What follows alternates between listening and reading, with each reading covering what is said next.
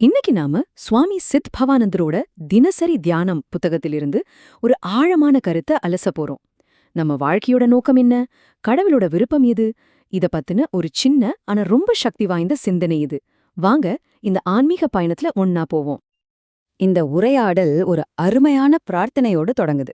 இறைவா, உன்னை நான் மறந்துவிட்டாலும் என் வாழ்க்கை உனது ஆணைக்கு உட்பட்டிருக்கும்படி அருள் புரிவாயாக. இத கேட்கவே எவ்வளவு ஆழமா இருக்கு பாருங்க. சில நேரங்கள்ல நம்ம கவனம் சிதறி போனாலும் சரி, நம்மள வழிநடத்த ஒரு சக்தி இருக்கணும்னு நம்ம மனசு ஏங்குறத இது எவ்வளவு அழகா சொல்லுது இல்லையா? சரி, இந்த பிரார்த்தனையிலிருந்து இந்த சிந்தனையோட மைய கருத்துக்குள்ள போகலாம். அதாவது, நம்ம ஒவ்வொருத்தருக்குமே ஒரு முக்கியமான கட்டளை இல்லனா ஒரு நோக்கம் கொடுக்கப்பட்டிருக்கு. அப்போ அந்த இறைவனோட ஆணைனா என்ன? ரொம்ப சிம்பிள். இந்த உரை அத தெளிவா சொல்லுது.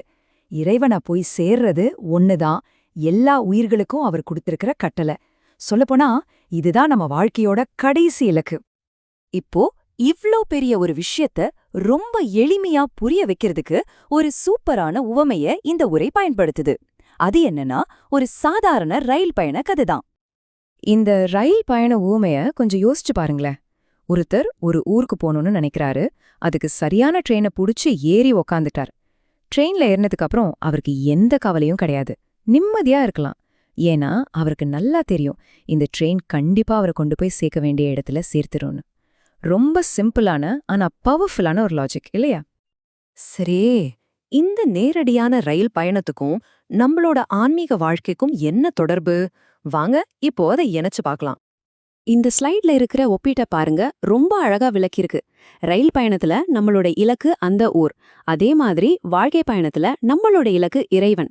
பயணத்துக்கான வாகனம் ரயில், நம்ம வாழ்க்கைக்கான வாகனம் இறைவனோட ஆணை. அந்த பயணத்துல போறவர் பயணி, இங்கே அவர் பக்தர். சுருக்கமா சொல்லணும்னா, எப்படி ட்ரெயினை நம்பி நம்ம பயணம் செய்யறோமோ அதே மாதிரி இறைவனோட ஆணைய நம்பி நம்ம வாழ்க்கைய வாழணும். இதுதான் இதோட சாரம். அப்போ இந்த ஊமையோட முடிவு என்னவா இருக்கும்? ரொம்ப தெளிவு. எப்படி ஒரு பயணி அந்த ஊரை சென்றடைவாரோ அதே போல அவரோட ஆணைப்படி நடக்கிறவங்க கண்டிப்பா அவரை அடைவது திண்ணம். இது வெறும் நம்பிக்கை மட்டும் இல்ல, இது ஒரு வாக்குறுதி மாதிரி. இதுவரைக்கும் ஒரு தனிப்பட்ட மனுஷனோட பயணத்தை பத்தி பார்த்தோம்.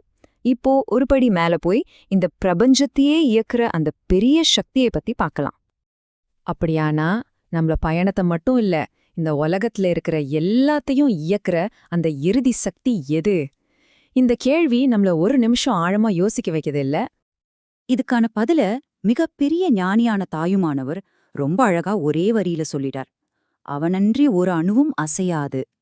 யோசிச்சு பாருங்க, இந்த ஒரு வரியில எவ்வளோ பெரிய தத்துவம் அடங்கியிருக்கு. நம்மள சுத்தி நடக்கிற ஒவ்வொரு சின்ன அசைவுக்கு பின்னாலேயும் ஒரு தெய்வீக விருப்பம் இருக்குங்கிறத இது எவ்வளோ ஆணித்தரமா சொல்லுது. சரி, இந்த முழு விளக்கத்தையும் கேட்டதுக்கு அப்புறம் உங்களுக்கான ஒரு கேள்வி. உங்க வாழ்க்கை பயணத்துல நீங்க வண்டிய ஓட்டுற டிரைவரா இருக்கிறீங்களா, இல்ல அந்த ட்ரெயினை நம்பி பயணம் செய்யற ஒரு பயணியா இருக்கிறீங்களா? இத பத்தி கொஞ்சம் யோசிச்சு பாருங்க.